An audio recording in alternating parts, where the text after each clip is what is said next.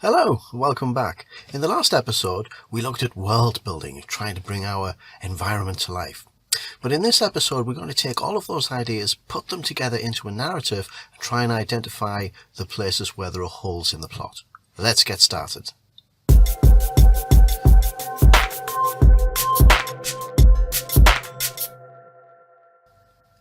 Okay, so we're in the writing studio. If we get to the bottom of our notes, we're going to have to carry on and just try and put things in the right order. Now I'll stay with that 8-point arc, and I'll begin with a prologue because we know we have something happening. This is where our hero Robert, his wife Rebecca, is taken by the train. So let me just write something quickly.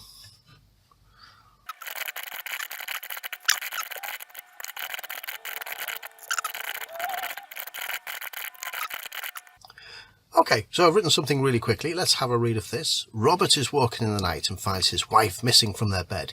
He hears the front door slam closed, looks through the window to see his wife running into the fields. He rushes down behind her, and as he leaves the house, he sees she's running towards a spectral train. As he tries to chase, he hears growls and barks within the crops, and is prevented from chasing her by a pack of hellish flaming dogs, and he watches as she gets on board the train and vanishes. Boom, there's a great opening. That's quite nice. There's a thing with openings, is in my philosophy that your first sentence should hook people in to the first paragraph, and that first paragraph should hook people into the first page, and that first page should be driven with tension and action and drama. You want to put as much in as you can, because if you can't capture somebody within those first few sentences, they won't read the rest. So it's really important to get them, but that works as an opening, so I like that one. Now let's have a look. So we've now got a stasis. We're going to move on to where the story will begin. So the story is actually going to begin with him feeling despondent. So let me just try and write something here as well.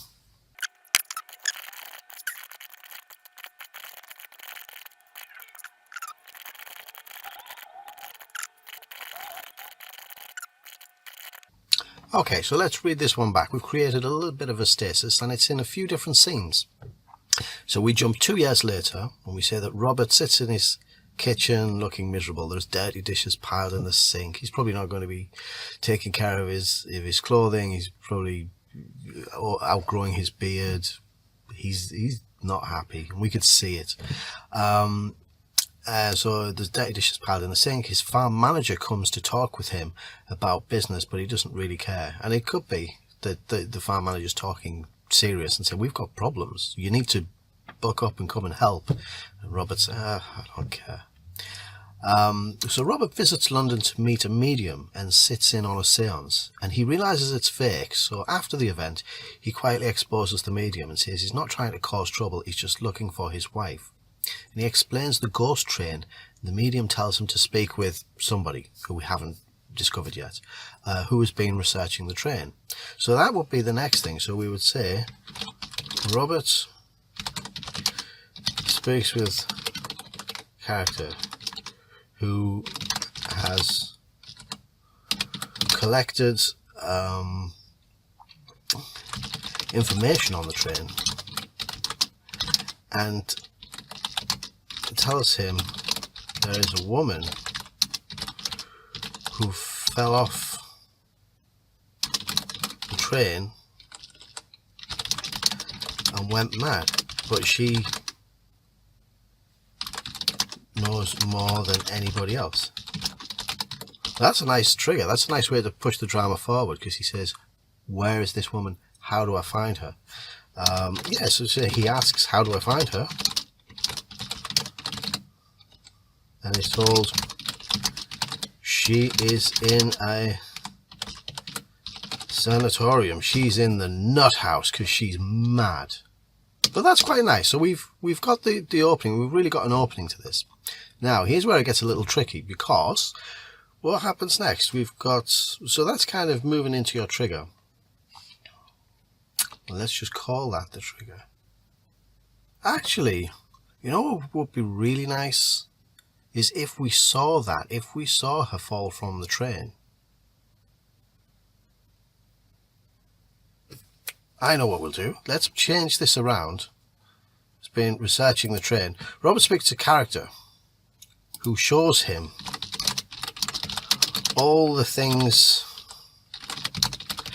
that have happened, all the vanished people, and where they were taken.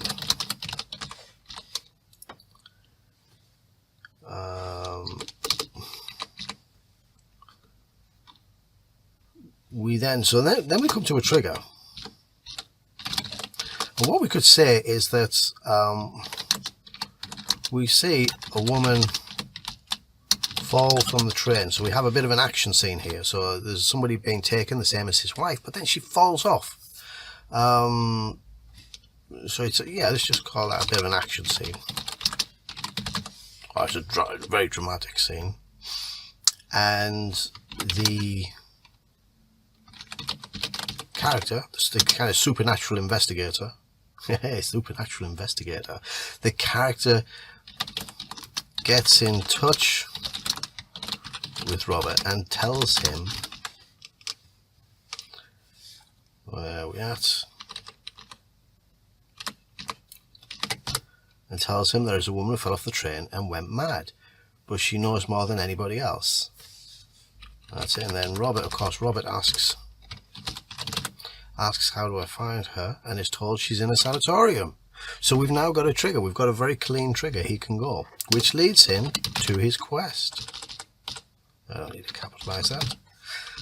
Oh, it's his quest. So now it gets a little bit more interesting. So because we don't know, these are gaps. So we're going to say Robert looks for answers and meets the sister, who is a school teacher,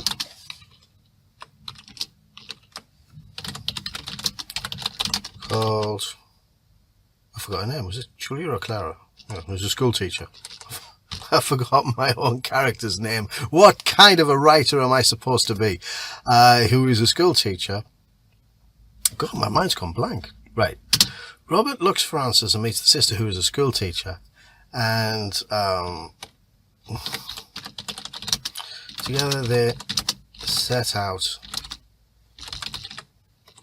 to uncover the truth, which leads to a discovery. And the discovery is they learn how to track the train,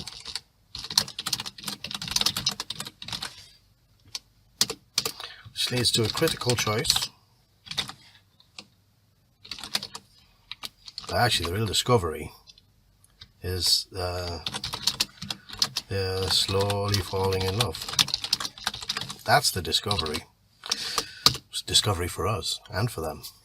And the critical choice is Robert decides to get on the train.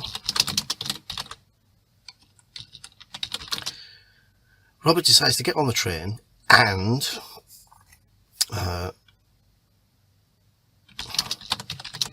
leave school teacher, whatever her name was. Like, it's not important what her name is, you know. So she's only the major character. And then we have the climax, which we know what happens here. Robert destroys the train with dynamite, which leads to our reversal. Nobody has been taken.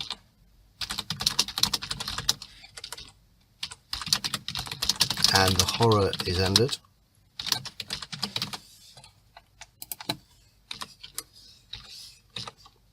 Nobody's been taken and the horror is ended. And a conclusion.